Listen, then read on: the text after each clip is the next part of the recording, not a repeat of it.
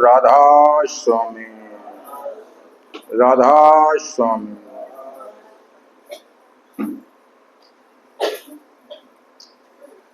यहाँ पर सतगुरु पंथ का सत्संग होता है। ये सत्संग हर महीने के दूसरे और चौथे रविवार को होता है। अन्य सत्संगों और सतगुरु पंथ के सत्संगों में अंतर क्या है? पहला अंतर ये है कि यहाँ पर कोई शिष्य नहीं बनाए जाते हैं, तो क्या बनते हैं? यहाँ पे गुरु बनाए जाते हैं। यहाँ पे सब गुरुओं की ट्रेनिंग होती है, गुरु बनाए जाते हैं। कैसे बनते हैं? जिस दिन परमात्मा को जान लोगे, कैसे जानोगे? अन्य जगह पे तुमको सुमिरन ध्यान भजन सिखाया जाता है, यहाँ नहीं सिखाया जाता है। यहाँ की शिक्षा सबसे अलग है। क्या है? यहाँ पर तुमको सन्मुख कराया जाता है। तुमको मतलब तुम्हारे जीव को और तुम्हारे मन को उस आत्मा के सन्मुख केवल कराया जाएगा। अभी विमुख हो, सन्मुख हो ये जीव मोहि जबहि, जन्म कोटि अघनासहि तबहि। इसलिए यहाँ की शिक्षा सबसे अलग है। जीव और मन को सन्मुख कराया जाएगा। सत्संग क्या है? सत्संग जो यहाँ नामदान होता है। नामदान केवल 2 मिनट लगते हैं और तुम्हारे मन और जीव को विमुख से सन्मुख करा दिया जाता है। परमात्मा के सन्मुख हो गया। और सन्मुख हो ये जीव मोहि जबहि, जन्म कोटि अघनासहि तबहि। और जानत तुम्हें तुम्हें हो जाए। तो तुम्हारा मन और तुम्हारा जीव फिर अलग नहीं रहता है, उस आत्मा या उस परमात्मा से मिल करके एक हो जाता। फिर 2 रहते नहीं हैं, अद्वैत हो जाता। अद्वैत 2 न रहे। तुम्हारा जीव अलग है, मन अलग है, परमात्मा अलग है, तो तुम द्वैत हो। अद्वैत तुमको बनना है। अद्वैत बनने से लाभ क्या होगा? अरे तभी तो हंस गति आएगी, परम हंस गति। उससे क्या होगा? हंस का काम होता है दूध पानी मिला करके रख दो, दूध पी लेगा, पानी छोड़ देगा। ऐसे ही जहां पे हो माया और सत्य एक में मिला हुआ है। सत्य लोक ऊपर नहीं है, सब यहीं पे है, तुम्हारे सामने है। वो परमात्मा हर जगह है, तुम्हारे सामने है। तो उससे तुमको केवल सत्य सत्य निकाल करके उसको ग्रहण कर लेना है। परम हंस गति आ गई। गति और मति बदल दी जाती है। मत जो है कुमत से सुमत कर दी जाती है। जहां सुमति तहाँ संपत्ति नाना, जहां कुमति तहाँ विपत्ति निदाना। तो बताया गया कि असली सत्संग केवल नामदान है। जो सुन रहे हो ये सत्संग नहीं है। सत्संग जिसमें तुम्हारा जीव तुम्हारा मन उस परमात्मा के संग में हो जाए, उसको सत्संग कहते हैं। और बाकी तो जो है वो सब कथा है। कथा आप लोगों को पिछले सत्संग बताया गया था कि राम कथा और सत्संग में क्या अंतर है। कथा उसका चरित्र चित्रण है। जो जो काम राम ने किए वो उनकी कथा हो गई। और कथा से हमको हमारा काम नहीं चलेगा। कथा से जो है हम जिज्ञासु बनेंगे।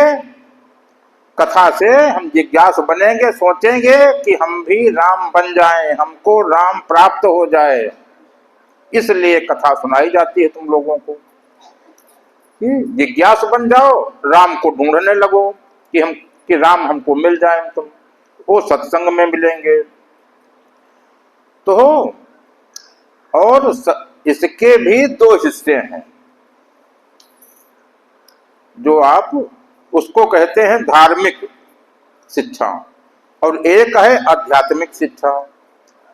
धार्मिक शिक्षा में दो हिस्से, एक निम्न शिक्षा जिसको प्राइमरी शिक्षा कहते हैं, स्कूल जो है प्राइमरी स्कूल होते हैं कक्षा 5 तक, फिर माध्यमिक शिक्षा इंटर तक हो गई, और फिर उच्च शिक्षा डिग्री कॉलेज, फिर पीएचडी, 4 हो गए हम तुम। तो निम्न शिक्षा में या प्राथमिक शिक्षा में क्या सिखाया जाता है, ये धार्मिक शिक्षा इनको कहते हैं। आध्यात्मिक शिक्षा में अध्यात्म का अर्थ है कि अध्ययन आत्मा का, जिसमें केवल आत्मा का अध्ययन किया जाता है। आत्मा परमात्मा एक है, जो आत्मा है वही परमात्मा है, तो उसमें उसको आध्यात्मिक शिक्षा कहते हैं, जिसमें केवल आत्मा का अध्ययन किया जाए। और धार्मिक शिक्षा में क्या है, इसमें प्राथमिक और माध्यमिक। प्राथमिक में तुमको पहले सिखाया जाएगा, सबसे पहले शरीर का खान पान, कि बीड़ी सिगरेट पुड़िया पान, जो दारू वारू पीते हो वो सब छोड़ो, अपना खान पान सही करो, शाकाहारी बनो, ये शरीर का खान पान। फिर मन का, मन क्या खाता है, मन विचार खाता है, तो पॉजिटिव सोच, सबसे पहले कि पॉजिटिव सोचना लगो। और सोचने के पहले क्या है, जो गुस्सा आती है सबसे नंबर 1 पर तुम्हारे गुस्सा ना आनी चाहिए। यदि गुस्सा आती है तो अभी सुन रहे थे, फिर कोप भवन में चले जाओ तुम। राजाओं के यहाँ कोप भवन बना होता था, जो गुस्सा होता था तो कोप भवन में चला गया तुम, जब गुस्सा समाप्त हुई तब अपने घर में आया तुम। यदि घर में गुस्सा होगे तो उसकी तरंगे सब घर में पहुंच जाएंगे, घर की उन्नति होगी ही नहीं तुम। और गुस्सा से क्या होता है, कहानी कई सत्संगों में आप लोग सुन चुके हो। सप्त ऋषि गंगा स्नान कर रहे थे, रोज सुबह सुबह 4 बजे नहाते थे। नारद जी ने सोचा कि इनके कपड़े हम उठा लें, तो कपड़े उठा करके और पेड़ के ऊपर बैठ गए जाकर के। नारद जी नहीं, इंद्र भगवान जो है, तो उन्होंने सोचा इनके कपड़े, जिसमें इनकी तपस्या भंग हो जाए, कपड़े उठा करके पेड़ के ऊपर बैठ गए इंद्र भगवान। जब वो नहा करके निकले, कपड़े नहीं। अब उनके गुस्सा आ गई कि हमारे कपड़े जो है किसने ले लिया, हम श्राप देने जा रहे हैं। बहुत तेज गुस्सा आ गई। गंगा जी में गए, हाथ में पानी लिया और कहने लगे कि जो हमारे कपड़े लिया है, ऊपर से बोल पड़े भगवान कि हम इंद्र हैं, तुम्हारे कपड़े मतलब यहाँ लाए हैं, हम पेड़ पे बैठे हैं। तो कहा कि हम यहाँ श्राप देने जा रहे हैं। कहा अब तुम्हारी श्राप बिल्कुल कुछ काम नहीं करेगी, क्योंकि तुम्हारे गुस्सा आ गई, जितनी तुम्हारी तपस्या थी सब भंग हो गई। साल भर, 2 साल, 5 साल खूब जो है तुम तपस्या किए, खूब पूजा किए, खूब साधना किए, एक दिन गुस्सा आई, सब नष्ट हो गया। इंद्र ने कहा कि अब तुम खूब श्राप दो, कुछ नहीं होगा हम तब। वो हाथ जल डाल दिया, बाहर आ गए, कपड़े ले लिया, तो वो उनकी तपस्या थी केवल गुस्सा आने से नष्ट हो जाती। तो सबसे पहले आप लोगों को सिखाया जाता है मन की शिक्षा में कि गुस्सा ना आने पाओ। यदि सोचते हो अध्यात्म हमको मिले, तो अध्यात्म तो आत्मा का अध्ययन है। वो जिस दिन नामदान होगा, मन और जीव को उसके सन्मुख कर दिया जाएगा। आध्यात्मिक हो गए, पूर्ण हो गए, उसी दिन गुरु बन गए, उसी दिन रिद्धियां सिद्धियां तुम्हारे पीछे पीछे, 8 लक्ष्मी पीछे पीछे, मत सुमति हो गई। जहां सुमति तहां संपत्ति नाना, जहां कुमति तहां विपत्ति निदाना। हंस गति आ गई, परम गति आपको मिल गई, परम पद मिल गया। तो उद्देश्य क्या है, उस परम पद को प्राप्त करना, अमर पद को प्राप्त करना, स्वर्ग को प्राप्त करना पद नहीं, कोई तुम्हारा उद्देश्य नहीं है तुम। तो अध्यात्म में जाने के लिए पहले धार्मिक शिक्षा जो है इसको सीखना है। तो एक तो मन में गुस्सा ना आने पाओगे, फिर नंबर 2 ईर्षा द्वेष न हो। सबके मन में रहता है कि पड़ोसी का 3 मंजिल मकान न बनने पावे, और इनका ये लाभ हो रहा है, ये लाभ न होने पावे। ईर्षा द्वेष न हो, तुम्हारे अंदर छल कपट न हो, तुम्हारे अंदर छल कपट न हो। किसी को धोखा देने की बात न सोचो कि हम उसको धोखा दे दें, उसको बेवकूफ बना करके उससे 500 रुपया ठग लें तुम। ये जो है ये सब पहले ये सब सीखो। और क्या है, देखा जाएगा कि तुम्हारे मन में नम्रता कितनी आई है, मन में अकड़ है कि नम्रता है। तो नम्रता मन में होनी चाहिए। नल की और नल नीर की गति समझे जो कोय, जे तो नीचो हुए चले ते तो ऊंचो हुए। और झुकना सीख लो। झुकना कमर झुका करके नहीं, तुम्हारा मन झुके, मन नम्र हो, ये झुकना सीख जाओ। बोली मीठी हो, कड़ुई अक्खड़ बोली न हो। व्यवहार अच्छा हो, मन में परोपकार हो, मन में परोपकार हो। किसी को ये न सोचो कि इसका ये काम बिगड़ जाए।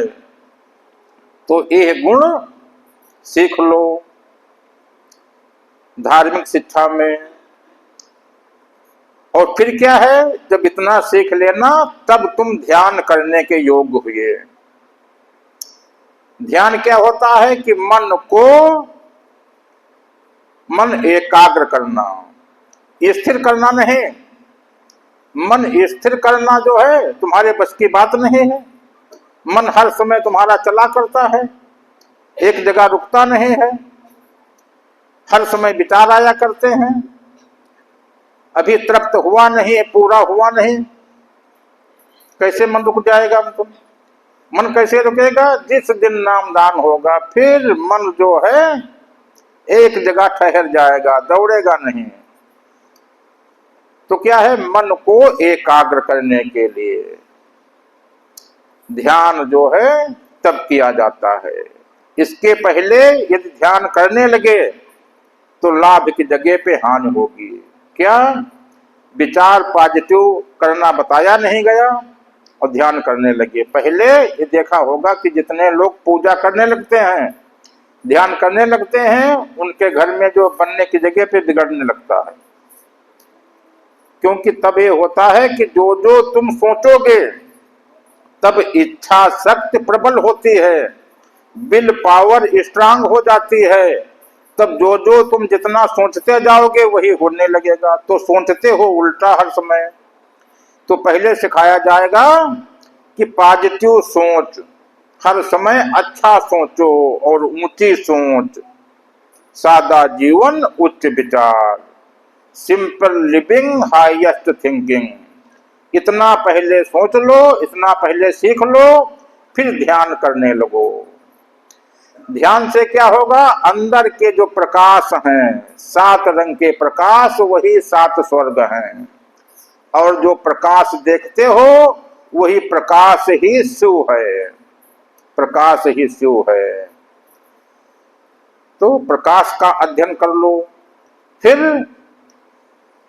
जब देख लो कि अब जो है हमारे काम सब बन रहे हैं, प्रकाश प्रकट होता है, हम हर समय प्रसन्न रहते हैं, मन में परोपकार की भावना है, किसी से ईर्षा द्वेष नहीं है, छल कपट नहीं है, मन में लालच नहीं है, तब अनहद नाद सुन सकते हो। अनहद नाद भी जो भजन है, 2 प्रकार के भजन, जो हम कान बंद किए अनहद नाद सुने, ये शंकर का भजन है।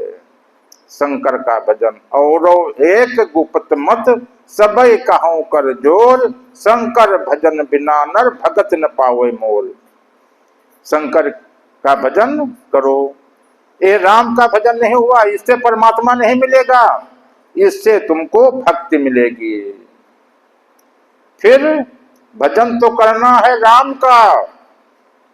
राम भजन बिन सुनो खगेसा, मिटे न जीवन केर कलेसा। बिन हरि भजन न भव तरी, यह सिद्धांत अपेल। बारि मथे घृत होय, सिकता ते बल तेल। बिन हरि भजन न भव तरी, यह सिद्धांत अपेल। तो फिर वो हरि का भजन, हरि का भजन क्या है? हरि का भजन किया नहीं जाता है। वो सतगुरु जब नामदान देता है तब जान पाओगे कि हरि का भजन क्या है। शंकर का भजन जान लोगे, हरि का भजन जो है तुम्हारे करने की कोई बात नहीं कि तुम कर लो। तुम वो किया नहीं जाता है, वो सतगुरु जो है तुमको सिखाता है।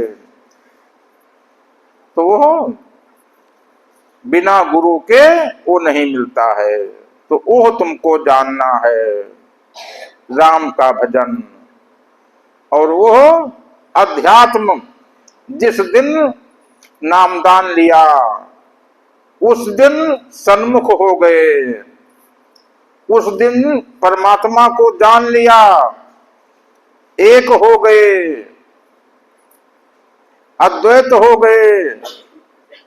फिर तुमको करना नहीं, फिर जो है ध्यान भजन उस दिन से कुछ नहीं किया जाता है। तुम्हारा मन जो है यही हनुमान है। उस परमात्मा की भक्ति, राम की भक्ति केवल हनुमान कर सकता है और कोई नहीं कर सकता है। तुम्हारा मन जो है यही हनुमान है। और यह मन तृप्त नहीं होता है। जितना तुम्हारे पास हो जाए कहोगे कि अभी और हो, अभी कम है, चाहे जितना हो जाए। और तृप्त कब होगा? कहानी तो सुना होगा कि हनुमान जी जो पूरा भंडारा खा गए, नहीं थके तुम। वो कहानी हम नहीं बताएंगे। जिस दिन नामदान होगा मन पूरा हो गया, मन पूर्ण हो गया, मन तृप्त हो गया, मन मगन हुआ तो क्यों बोले। आधी थी तो छल छल करती, भरी गगरिया क्यों बोले। मन मगन हुआ तो क्यों बोले। उस दिन मन पूर्ण हो जाएगा। और आप जो है गलती कहाँ कहाँ करते हो, उसको खोजने में गलती कहाँ करते हो। और ये जो सुन रहे हो यह सत्संग नहीं है। सत्संग तो जब नामदान होगा उसको सत्संग कहते हैं। यह तुमको जिज्ञासु बनाया जाता है कि तुम्हारे मन में ये मतलब पूर्ण रूप से हो जाए कि हमको नामदान चाहिए। अभी तो सोचते हो कि नामदान लेकर के क्या करेंगे। बहुत लोग तो सत्संग आते हैं, जब सत्संग हो गया, जैसे सत्यनारायण की कथा हो गई, शंख गिनाए रहते हैं कि 5 शंख जब हो जाएं तब चलें। केवल आरती में पैसा डाल दें तुम और प्रसाद ले लें। तो ऐसे ही बहुत लोग सोचते हैं कि जब सत्संग में जाएंगे वहां पे मत्था टेक आएंगे तुम। बहुत लोग केवल मत्था टेकने आते हैं। तो मत्था टेकने से भी काम नहीं चलेगा, सुनने से भी काम नहीं चलेगा। तुमको करना क्या है? नामदान मिल जाए ऐसा काम करने लगो। सुनने से केवल जिज्ञासु बनोगे और कुछ वहां के नियम जानोगे। कौन नियम जानोगे? कि जैसे उस परमात्मा को विदेह कह दिया गया। अब देखो जो परमात्मा तुमको दिखाया जाएगा उसके बारे में कुछ जानकारी थोड़ी थोड़ी बताई जा रही है। वो परमात्मा है विदेह। विदेह माने कि तुमको शरीर के अंदर में नहीं मिल पाएगा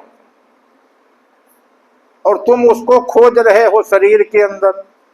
जो ध्यान करते हो अपने अंदर देख रहे हो, कान बंद किए अनाद नाद अंदर में सुन रहे हो, शरीर के अंदर वो है ही नहीं, तो अंदर कैसे मिलेगा?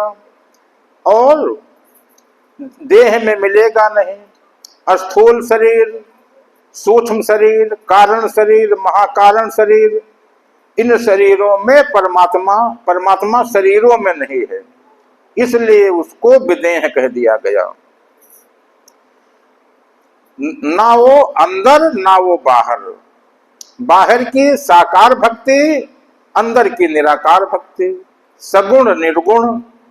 तो अभी प्रार्थना कर रहे थे तो उसमें था कि निर्गुण सगुण मन पंथ है, अपरोक्ष भक्ति दीजिए। अपरोक्ष क्या है कि जो ना अंदर है न बाहर है। अब ये कैसे होगा कि जैसे एक बाल्टी पानी में तेल की एक बूंद डाल दो, वो बूंद न पानी के अंदर है न पानी के बाहर है, पानी के बाहर भी नहीं है वो बूंद, पानी के अंदर भी नहीं है। तो ऐसे ही जब परमात्मा दिखाया जाएगा तो न शरीर के अंदर है न शरीर के बाहर है, और तुमको स्पर्श भी नहीं करेगा। बूंद तो पानी को स्पर्श करती है, परमात्मा तुमको स्पर्श भी नहीं करेगा, क्योंकि शब्द स्पर्श रूप रस गंध से न्यारा है। तो ये जाने कि वो विदेह है, देह में हमको नहीं मिलेगा, चाहे जो देही हो। नंबर 2 पे ध्यानातीत है। ध्यानातीत का अर्थ हो गया, ध्यानातीत का अर्थ कि ध्यान हम चाहे जितना करें, चाहे सैकड़ों साल हम समाधि लगा करके बैठ जाएं, ध्यान से हमको नहीं मिलेगा, वो ध्यानातीत है। क्यों नहीं मिलेगा भाई ध्यान से? यदि हम हजारों साल तक बैठ जाएं, 100 साल बैठे ध्यान लगा करके, क्यों नहीं मिलेगा? क्योंकि ध्यान जो है द्वैत है। द्वैत, एक जिसका तुम ध्यान कर रहे हो और एक ध्यान करने वाला, 2 हो गए। तो जहां द्वैत है, द्वैत से मिलेगा नहीं। प्रेम भी द्वैत है, एक प्रेम करने वाला, यदि तुम परमात्मा से प्रेम कर रहे हो, प्रेम से नहीं मिलेगा परमात्मा, प्रेम भी द्वैत है। तो अब कहोगे कि बताया गया था कि परमात्मा से प्रेम करो, तो जो प्रेम तुम करते हो उस प्रेम में और उसमें अंतर है। परमात्मा का प्रेम जो है अनकंडीशनल लव, बिना शर्त के प्रेम होता है, और यहाँ पे जो तुम प्रेम करते हो उसमें तुम्हारा बदला है कि यदि ये करेंगे तब हम करेंगे, यदि इन्होंने ऐसा कुछ कह दिया, यदि जरा भी कुछ थोड़ा सा भी हमको कुछ कह दिया, हम इनसे प्रेम नहीं करेंगे। ये शर्त परमात्मा में नहीं लागू होती है, क्योंकि तुमको एक तरफा प्रेम करना है परमात्मा से, वो करे चाहे न करे, मतलब इससे मतलब नहीं है। तो परमात्मा का प्रेम अनकंडीशनल लव हो गया, तो ध्यानातीत हो गया और विदेह हो गया। फिर अतत्व है। अतत्व माने कि अभी जितनी तुम पूजा कर रहे हो, तत्व से उसकी पूजा नहीं हो सकती है, वो अतत्व है, कोई तत्व नहीं है। यदि तुम कान बंद किए, अंदर अनाद नाद सुने, वो आकाश तत्व है। अंदर प्रकाश देखे, वो अग्नि तत्व है। यदि हम अजपा जाप किए श्वास पर, वो तो हवा तत्व है। तो तत्व से उसकी पूजा नहीं हो सकती है, वो अतत्व है। तो इसलिए उसकी पूजा केवल सन्मुख होने से हो सकती है। जितने ध्यान भजन किए जाते हैं ये तत्वों के हो जाते हैं, ये तत्वों के हो जाते हैं। तो इस तत्व से परमात्मा नहीं मिलेगा हमको। ये जो अनहद नाद सुने उसको ब्रह्म कह दिया गया, ओंकार कह दिया गया, ये ब्रह्म लोक है। जो अनहद नाद सुन रहे हैं वो ब्रह्मा है, जो प्रकाश है वो शिव है, जो हमारी सूरत है यहाँ बैठे हैं तुरंत चौराहा पहुंच गया, ये विष्णु हो गए। ब्रह्मा विष्णु महेश तीनों को देख लिए तुम। और ये 3 बने कैसे हैं? उस परमात्मा की एक किरण से करोड़ों ब्रह्मा, करोड़ों विष्णु, करोड़ों शिव हर समय प्रकट पैदा होते रहते हैं। शिव बिरंच विष्णु भगवाना उपजहि जासु अंश ते नाना।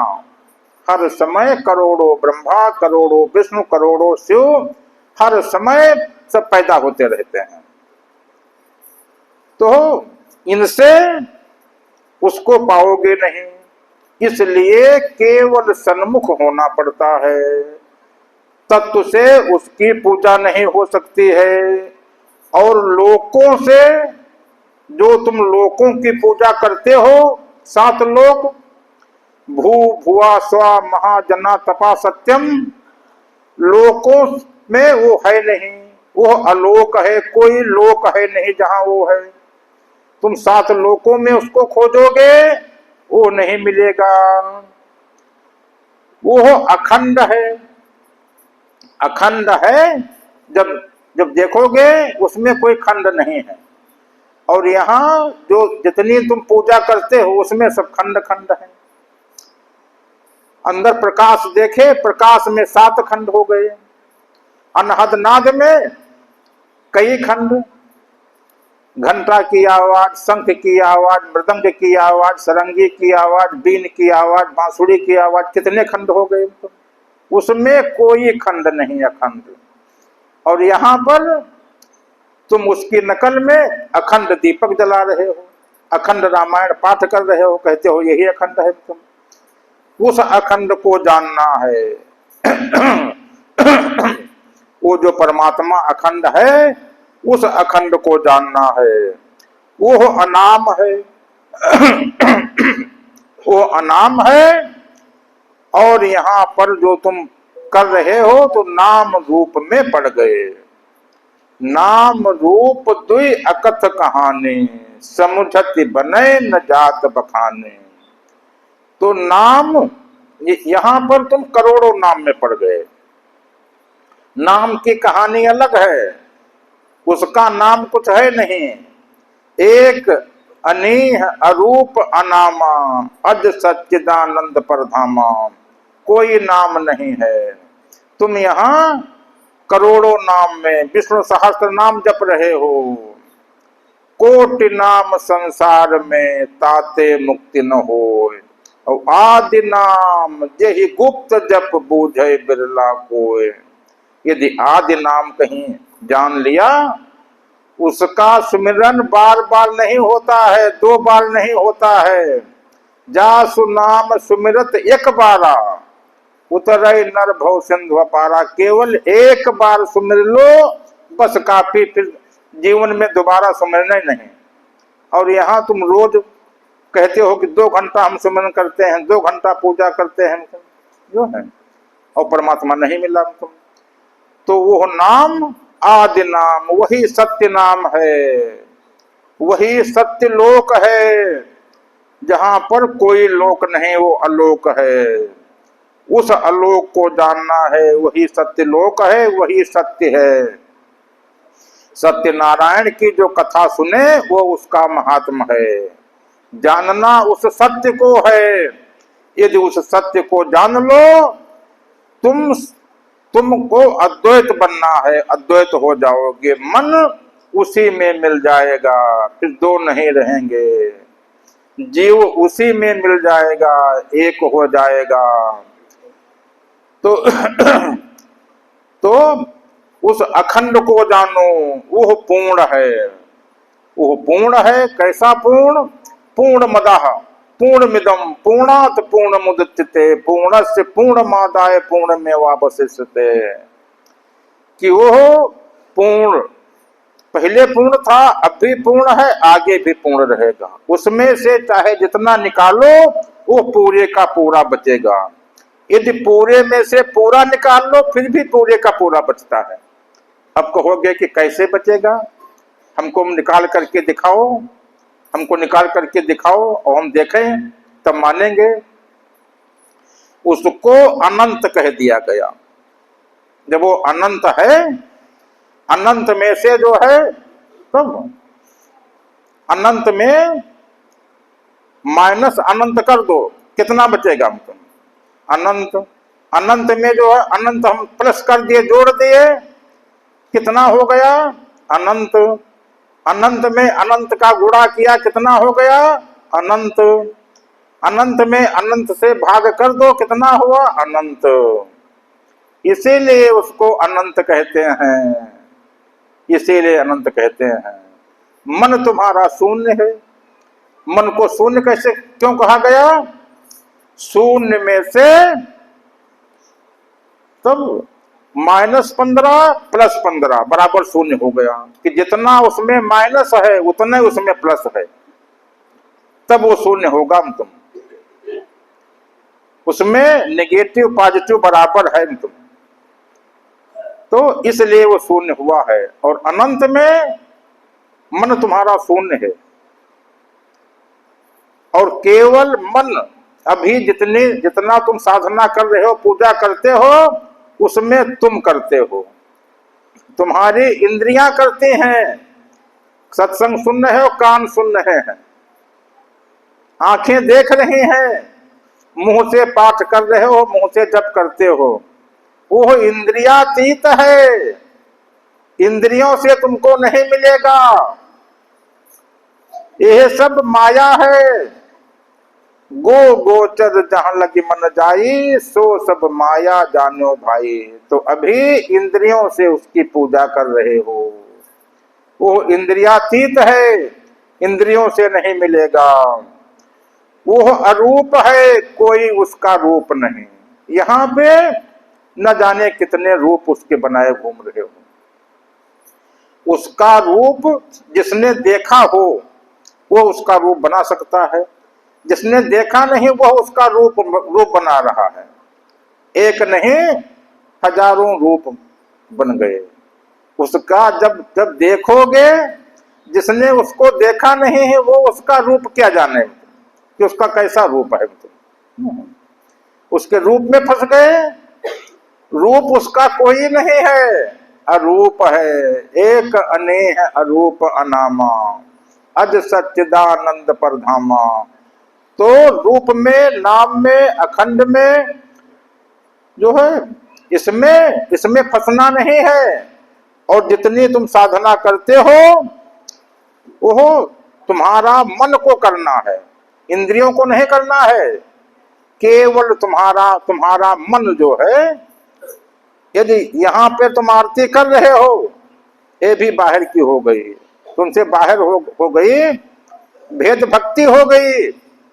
ताते उमा मोक्ष नहीं पावा, दशरथ भेद भक्ति मन लावा। यदि अपने से बाहर भक्ति कर रहे हो, भगवान को बाहर बिठा ले हो, आरती कर रहे हो, भेद भक्ति हो गई। भेद भक्ति में विमुख हो गए, भेद भक्ति में विमुख हो गए, परमात्मा से विमुख हो गए, उसके खिलाफ हो गए। राखी को सके राम कर द्रोही, जो है उससे विमुख हो गए। होना था सन्मुख, हो गए विमुख। तजौरे हरि विमुखन को संग, कागह काह कपूर चुगाए, स्वान नहाए गंग। और खर को कहा अर्गजा लेपन, मरकट भूषण अंग।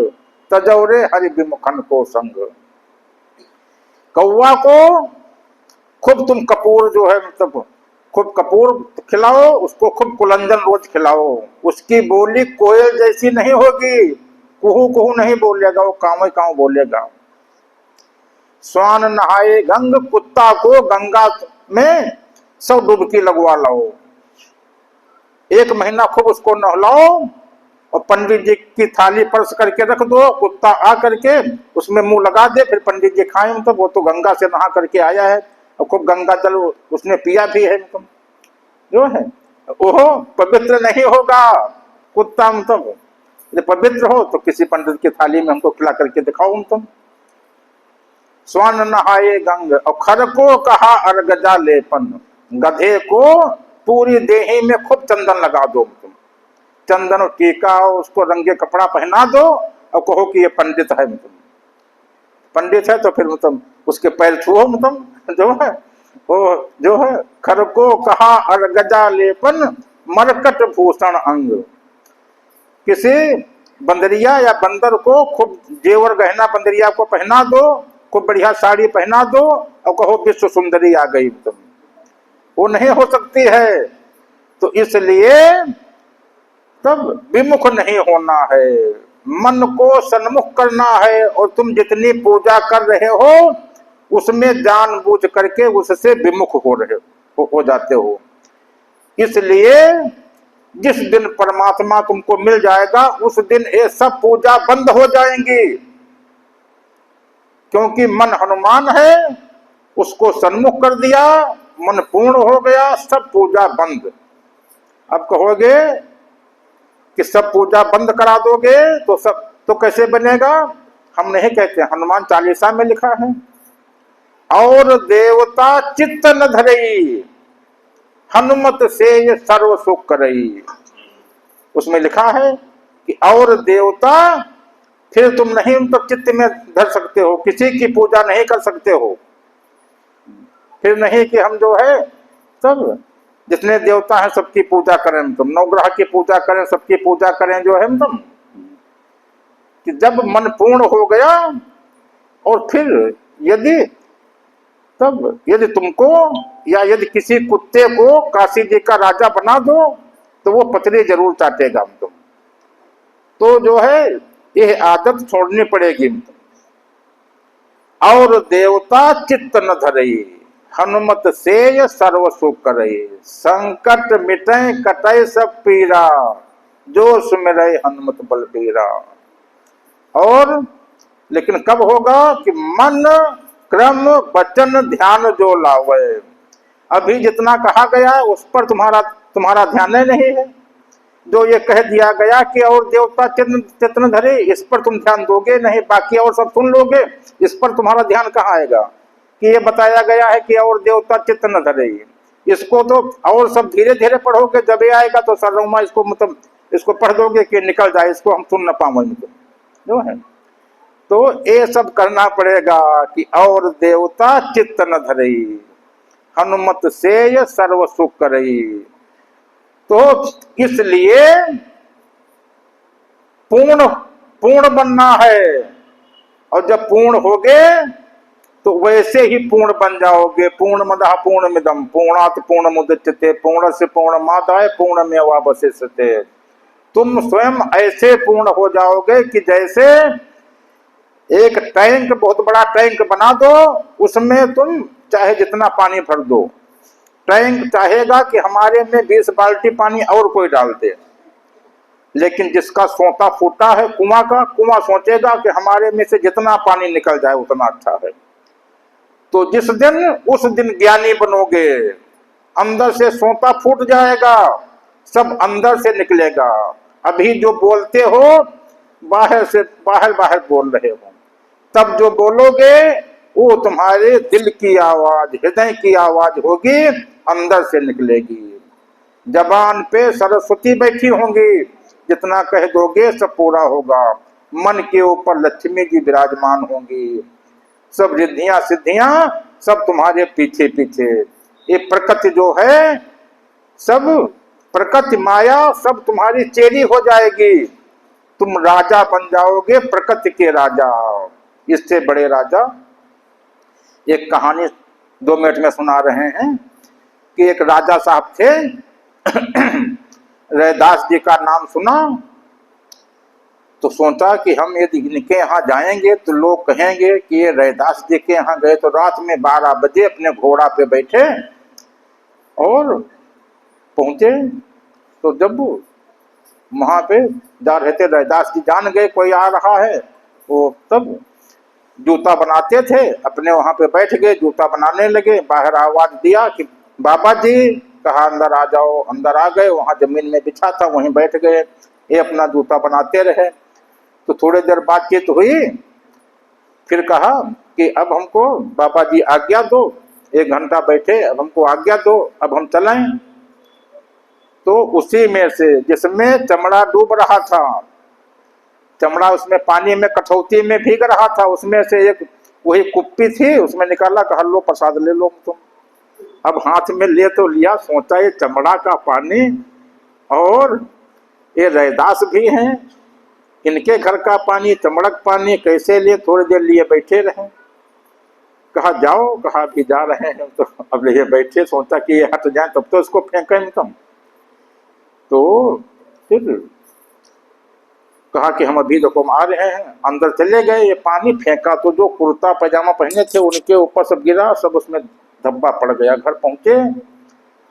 घर पहुंचे तो तुरंत उसको निकाला और राते में कहा कि उसको धोबी को बुलाओ, हमारा कुर्ता ले जाने। सुबह कोई देखेगा कुर्ता कि राजा साहब इतना बड़ा ये दाग कहाँ से लग गया, तुम कहाँ गए थे, जो है भेद खुल जाएगा। और धोबी से कहा है कि इसको कलई जो है साफ करके और फिर इसको दे जाना हमको। खूब धोबी सुबह से 10 बजे तक खूब उसको धोया, दाग छूटा ही नहीं। मतलब उसकी बिटिया खाना लेकर के गई, कहा कि पापा आओ खाना खा लो। कहा हमें दाग छुड़ा लेंगे। तब कहा कि हम अभी छुड़ा रहे हैं, तुम आओ, तुम तब तक खाना खाओ। खाना खाने लगे, वो जबान लगा करके उसको चाट लिया। चाटा, तुरंत दाग जो है सब साफ हो गया हमको। और जितनी बार वो चाटा तो उनको ऊपर के सब ब्रह्मांड दिखाई पड़ गए। अब वो सत्संग सुनाने लगी, विद्वान हो गई। राजा को पता चला कि वो सत्संग सुनाती है। कहा बुलाओ उसको तुम। तो बुलाई गई तो कहा सत्संग सुनाओ। वो सत्संग जो है ऊपर का सब हाल बता दिया ब्रह्मांडों का। कहा कि हमको जिस ब्रह्मांड का बताओ।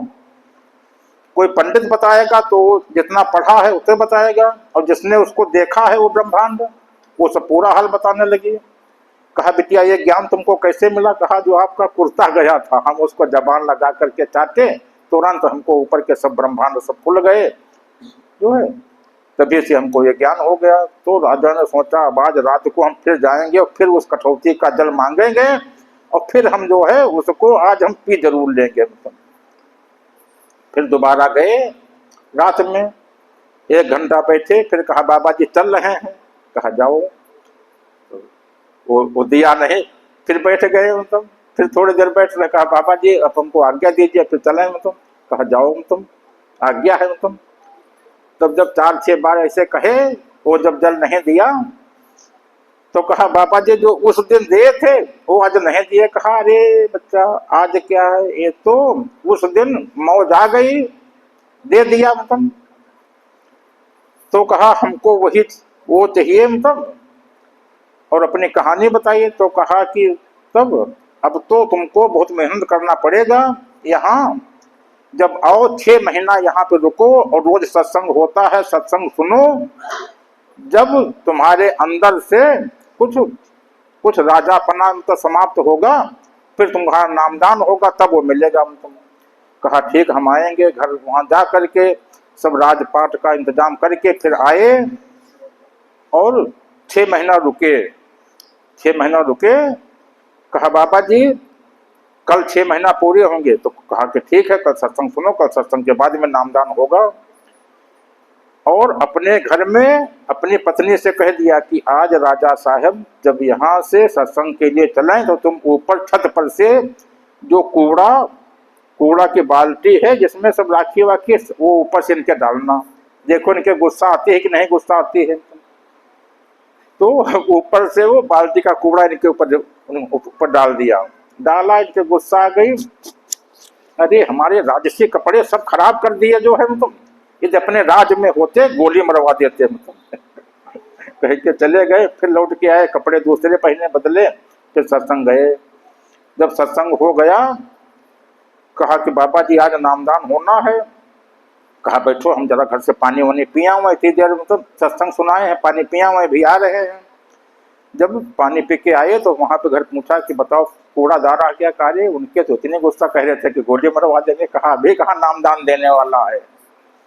तो लौट के आए। कहा अभी तुम जो है 6 महीना और सत्संग सुनो, तब नामदान होगा। फिर रुके, फिर सत्संग जो है 6 महीना फिर सत्संग सुने। और फिर कहा कि आज कूड़ा फिर दोबारा डालना। तो फिर जब निकले 6 महीने के जिस दिन नामदान होना था, तो ऊपर से फिर वो कूड़ा डाला गया, कूड़ा राखिए। तो वहीं पे बैठ गए। जितना कूड़ा जमीन में सब गिरा था उठा करके अपने कपड़ों में लेसने लगे। अरे ये राखी किसी महात्मा के यहाँ की राखी, जो मिल जाए तो फिर भाग जग जाए। और आज जो है हमको ये राखी मिल गई, अपने सब कपड़ों में, मुंह में, हाथ पैर में सब पोत लिया हमको जो है। और फिर पहुंचे ऐसे, वहां पे राखी पोते बैठे हम। लौट के आया, कहा क्या बात, कहा अरे यार तो सब राखी देखे हो तुम, वहां पे कैसे बने बैठे हैं तुम। कहा आज नामदान देने वाला हो गया है। तुम गए और नामदान दिया, उस दिन परमात्मा की प्राप्ति करवा दी नामदान में। फिर कहा राजा साहब अब जाओ। कहा अब हम थोड़ा और रुक लें, तब अब हमको जो है वो राजपाट कुछ अच्छी नहीं लगती है हमको। फिर और 1 महीना रुके, फिर वहां से मंत्रियों को बाबा जी ने बुलाया कि आओ राजा साहब को ले जाओ, तो कुछ वहां राजपाट देख लें। मंत्री आए, कहा चलो। बाबा जी ने कहा कि हमारी बात मानो, तुम अपने राज पहले घर हो आओ, फिर दोबारा आना। तो गए, रास्ते में एक बहुत बड़ी नदी थी, जैसे घाघरा नदी है, वहां उसका जो पुल बना है, पुल पर से हम निकले। जेब से एक सिक्का निकाला, राजा साहब ने नदी में डाल दिया, नदी में डाल दिया। और उन मंत्रियों से, नौकरों से कहा कि वो सिक्का हमको निकाल करके दो। कहा अरे ऐसे खजाने में ऐसे मतलब करोड़ों सिक्का भरे हैं, जितने मन हो चलो वहां पर ले लेना, मतलब वो सिक्का क्या करोगे। कहा नहीं, हमको वही सिक्का चाहिए। कहा वो अब कहाँ मिलेगा, इतनी बड़ी घाघरा नदी और वो सिक्का बीच में तुम डाल दिए हो, वो कैसे मिल पाएगा। तो कहा अभी देखो मिलेगा। ओ कहा कि हमको हमारा सिक्का चाहिए। एक मछली मुंह में सिक्का दाब करके लाई और किनारे पे रख गई। तो राजा ने कहा कि देखो, पहले वहां पर हम उस थोड़ी सी जनता के ऊपर शासन करते थे, अब पूरी प्रकृति पे शासन कर रहे हैं। तुम्हारे यहाँ किसी की हिम्मत नहीं थी कि सिक्का लाने की, और देखो मछली तुरंत ला करके दे दी। अब जो हम सोचते हैं वो होता है, जो कहते हैं वो होता है। अब ये प्रकृति हमारी है, ब्रह्मांड हमारा है। अब इतनी बड़ी राजपाट छोड़ करके उस छोटी सी राज्य पे जो है, अब हम क्या राजा बनेंगे। अब तो हम प्रकृति और ब्रह्मांड के राजा बन गए।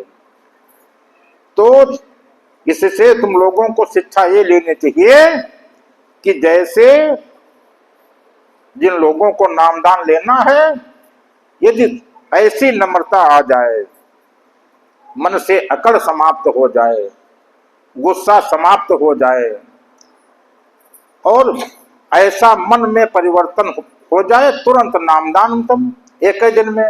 और नहीं तो राजा जो है 6 महीना, फिर 6 महीना, न जाने कितने 6 महीना लग जाएंगे तुम। तो बदलना है, और मुख्य चीज है नामदान। जिस दिन से नामदान हो जाएगा, प्रकृति के ब्रह्मांड के राजा बन जाओगे। वो परमात्मा तुम मिलकर के एक हो जाओगे। जो गीता में सुना कि अर्जुन पीछे बैठे हैं, रथ जो है कृष्ण जी हाँक रहे हैं, फिर अभी तुम कहते हो कि यह काम हम कर रहे हैं, तब यह काम तुम नहीं करोगे, तब सब काम परमात्मा करेगा। कृष्ण जी रथ हाँकेंगे, संचालन परमात्मा द्वारा होगा। तो और उस दिन हम बदलेंगे, युग बदलेगा, ये पूरा हो जाएगा। और कलयुग में सतयुग आएगा, ये पूरा हो जाएगा। जिस दिन नामदान होगा, हम क्या बदलेंगे, हम अभी जीव हैं, जीव से आत्मा बन जाएंगे। और कलयुग में सतयुग कैसे आएगा, 4 युग। एक तो ये शरीर है, नंबर 2 पे प्रकाश हमारे अंदर है, नंबर 3 पे अनहदनाद है, चौथा वो आत्मा है, परमात्मा। तो यही 4 लोक हो गए। तो ये जीव जो है वहां पे पहुंचेगा, तो इसी शरीर में वो सतयुग प्रकट हो जाएगा। वो प्रकट हो जाएगा, और परमात्मा प्रकट नहीं होता है, प्रकट होता है आत्मघट। आत्मा की पूजा करने के लिए आत्मा कहाँ प्रकट होगी, अभी हमारे में एक घट कम है।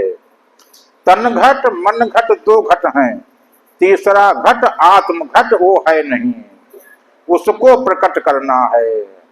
सब घट में रोसाइया, खाली घट ना कोय, और बलिहारी हुआ घट की, जा घट पर घट होए।